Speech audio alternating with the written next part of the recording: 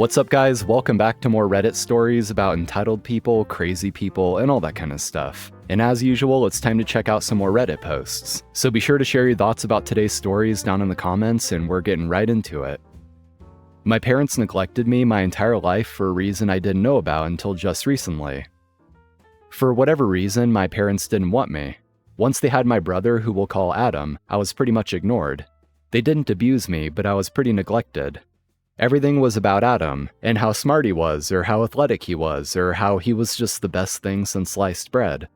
Then there's me, a pretty average kid who got decent grades, didn't play sports, wasn't super popular, and liked to read books. I can't tell you how many times I heard, "Why can't you be more like Adam?" What made me cut off my family was when they didn't attend my high school graduation. Adam had gotten hurt that morning, a sprained ankle I was eventually told, and our parents rushed him to the ER because he swore up and down he broke his leg. I only got one text from my mom telling me that they would make it up to me with a dinner to some family restaurant I mildly enjoyed. I was done after that. I had been used to being neglected or forgotten about, but I thought they would at least attend my graduation. I moved out that summer to go live with my cousin, 30, and her wife in Arizona. Then I blocked them, and they haven't been in my life since. My family did try to get in contact with me after I left, but it was mostly just telling me I was a bad daughter and overly sensitive and didn't care about Adam. Years later, I still don't have any contact with them. I'm now married to my husband, John, 26, who loves me and treats me like I matter. We also have a daughter, too, that I love more than the world itself. I have a close-knit group of friends and a job that makes decent money that I enjoy. I'm not saying my life is perfect or a dream or anything, but it's definitely leagues better than my childhood. Which brings me to last week, when my cousin called to tell me they had a message for my parents and my brother. This isn't anything new, but the message itself was. Instead of the usual blame game, my cousin told me that they wanted to apologize for everything. With Father's Day coming up, they were hoping I could come down to visit with the family and we could have a discussion. I know most people would scream, "Don't, it's a trap, they want something from you," but I'm not so sure.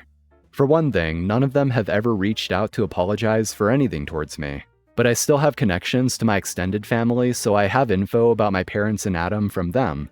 None of them are sick or dying and need an organ. They're not in debt and need help with finances. My parents aren't hoping to retire and want to be supported. Adam doesn't need help with student loans, scholarship kid, so it could be genuine.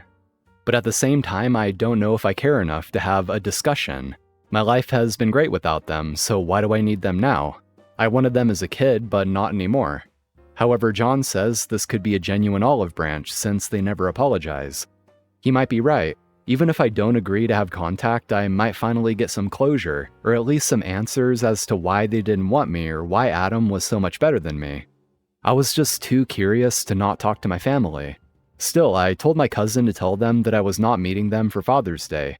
I had always intended to reject the idea. I wanted to celebrate John and my father-in-law for being awesome, and that I wanted to do a Zoom meeting instead.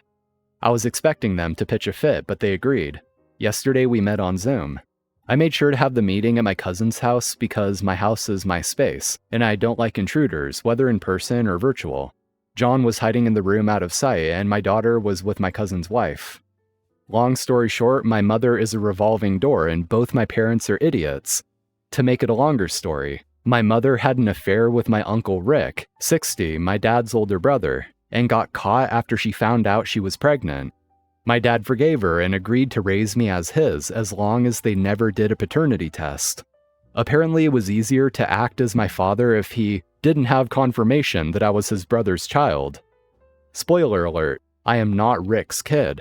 Unfortunately for me, I have always been my dad's bio daughter. Rick apparently can't have kids, and my dad only found out on Mother's Day when Rick's wife made a joke about it. So my parents just resented me all this time because they were convinced I was Rick's child, despite not having proof. It didn't help that I was just so mediocre compared to Adam, like how Rick is compared to my dad.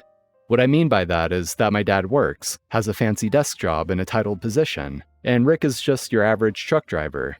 So clearly, that must have meant I couldn't be my father's child, /S. They begged for forgiveness.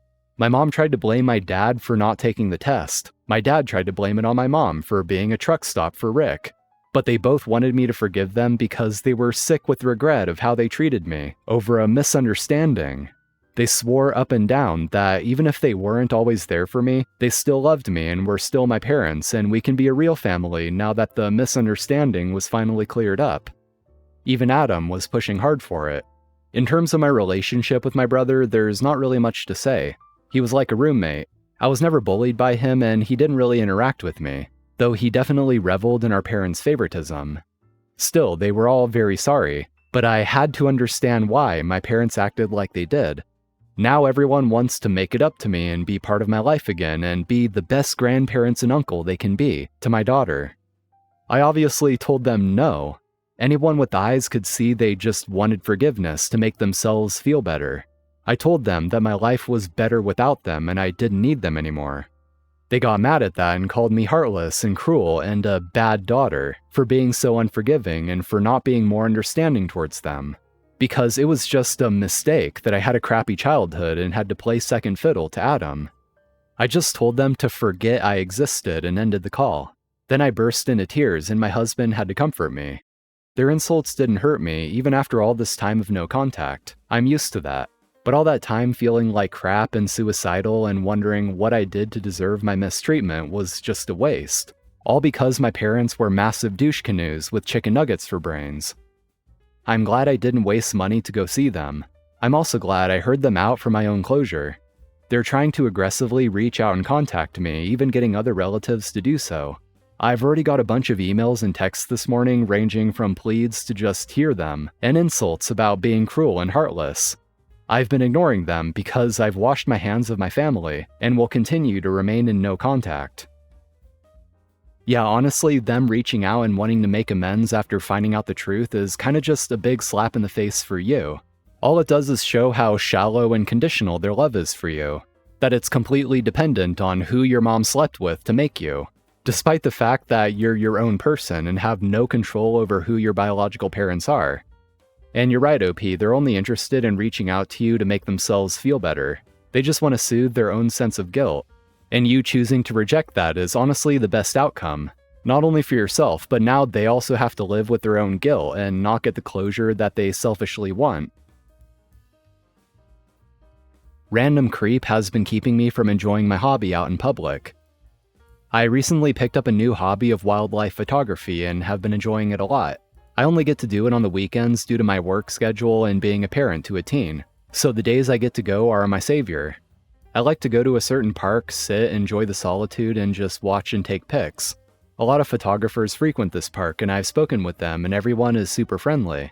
Except one dude. Every spot I go to, his dumb car parks next to me and he just sits there. He will say a few words here and there, but mainly he just sits in silence watching me. He's a photographer also. I don't get the sense he's trying to kill me. It's a very public space and I never am anywhere that others aren't around pretty close. But he's effing pissing me off, because it's the only alone time I get also, and he's ruining that for me. If I move to another spot, he always ends up following me over there. He will eventually leave after about 15 minutes of me failing to acknowledge his presence. But the more I think about it, the madder I get because it's making me not want to go to that park anymore. And also because I know damn well he wouldn't be stopping if I was a dude. And it's not like he's taking pics while he's chilling next to me. I've only seen him take a couple pictures. The rest of the times he's been up my ass non-stop. This is what you get for even saying hi to someone. I feel bad because so many other guys I meet at this park are nothing but respectful. And this asshole is making it to where I feel like I can't talk to anyone without giving them the idea that they can annoy the crap out of me for some female attention. So my question is, what are some creative ways I can tell him to go F off without pissing him off badly enough where he may get aggressive? You literally never know these days. I assume he's harmless, but even harmless ones don't take well to being embarrassed by a woman. Update. He is here and of course keeps showing up at every spot I go to. He did stop for a second and I got out and made it obvious I was writing his plate numbers down. He instantly drove off without saying a word. I am still here and the lake is a big loop, so I keep passing him and he keeps waving and slowing down, but I just keep going. Anytime I see him behind me, I pull over and get right behind him.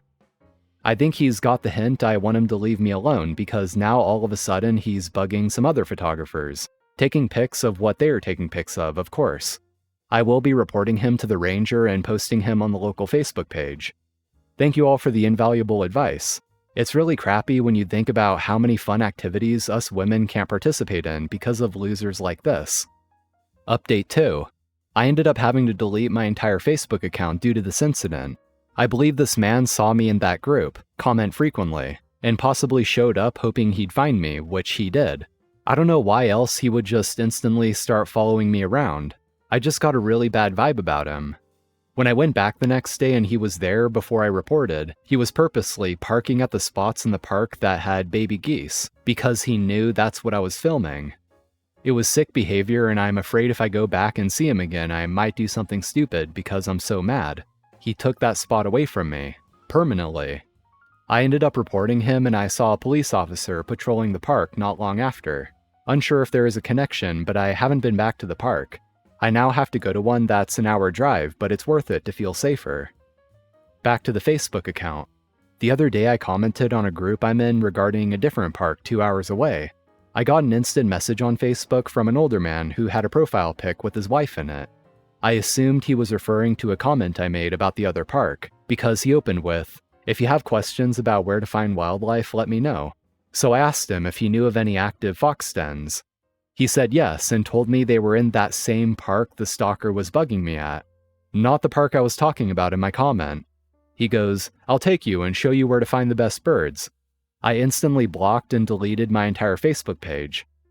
A month ago, I had commented that I had been looking for wood ducks at the first park, where I can't go anymore. This man, the one who DM'd me, had commented he would show me, and I ignored it. So a month later, he starts messaging me and saying he's gonna show me where the best birds are. Freaked me out and made me feel like he's been watching my activity on Facebook. Maybe I'm just being paranoid, but I'm playing it safe, and I made a new account with my dad's picture and a fake name of Rick, so I look like an older man and rejoined the groups. Unfortunately, I am a pariah in these wildlife photography spaces. Everyone in my group is a male over the age of 60. I've never seen a single female in my groups. Not one. It's just me.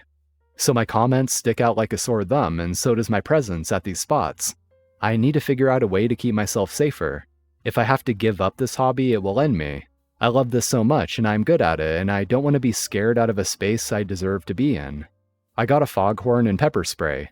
I don't leave my car often at all anymore, so I'm at the mercy of what I can film while in a vehicle. I've considered online dating just to find a man to come with me so I feel safer. Like, we won't sleep together, but I'll at least buy you lunch and you get a fun day of hiking out of it. Anyways, didn't expect this to blow up so much, but I've gotten nothing but support and I do appreciate every comment. It's sad to see what a universal issue this is for women. We are being pushed out of spaces because some men cannot control their behavior and don't see us as humans enjoying a hobby just like they do. It's like, how dare we infringe on a men's space? It's maddening.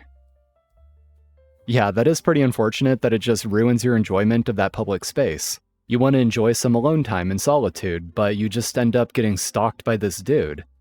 So let's first assume that he's not dangerous and doesn't have necessarily bad intentions. It's possible he could, but in this scenario, let's assume he doesn't. What's probably going on here is he likes you and took an interest in you. He probably wants to talk to you and get to know you better, but he doesn't quite know the right way to go about that and how to proceed with this little crush he has on you. And so what he does is he tries to initiate something.